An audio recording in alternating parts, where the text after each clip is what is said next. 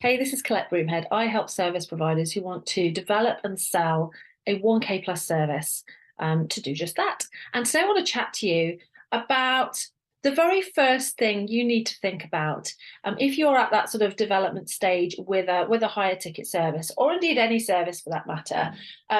Where is the best place to start? And for me, there are two key things that you have to kind of have in place in order to develop and sell a service. The first is you need to know the result or the problem that your service is going to be designed to solve. So either the problem you're solving and or the result that your service is helping people achieve. And you also need to know who is going to invest in that. So you need to know who your ideal clients are, right? And I think this sounds really simple, and often we oversimplify these two things. And you'll have done maybe lots of kind of ideal client exercises where you're asked to think about well, what are their demographics, maybe an age range, a location, all sorts of things. You're maybe asked to give them a name and kind of imagine someone in your head and all of this kind of stuff. But I think ultimately what we often forget is who is the person who is experiencing the problem my service is designed to solve severely enough that they are at a point where they are ready to make a high ticket investment in a solution to that problem. And that is a better question for me to be asking yourself when you are thinking about who your ideal clients are. Yes, of course, you will then start to think about, well, they're women, they're this, that, and the other, they're in their 50s, they're blah blah blah. But ultimately, the question isn't who's my ideal client. The question isn't even necessarily who do I want to help, who do I want to work with.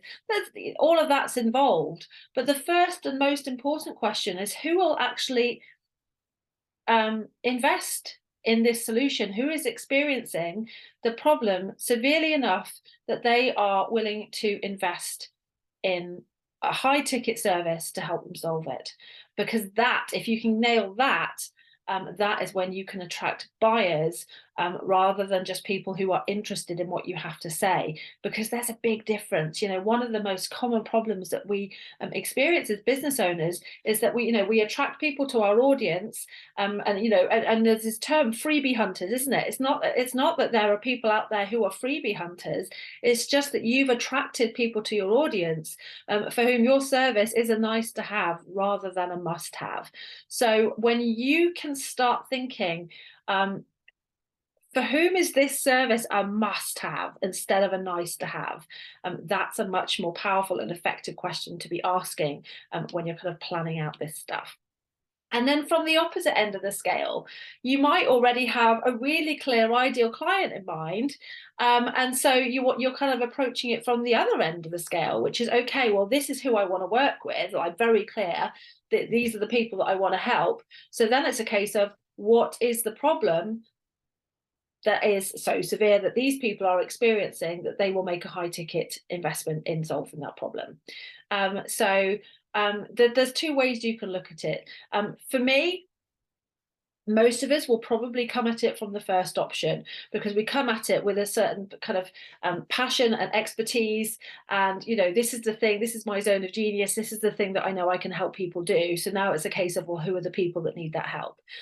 So most of us will probably be coming at it from that angle, but if you're not, if you're just like, I'm just really clear on who it is I want to help, like I'm passionate about helping menopausal mums or whatever it may be, then it's a case of like, okay, well, what's the key thing? What is that perfect match between my experience and my skills and so on, and the problem that they are most excited and determined to solve right now?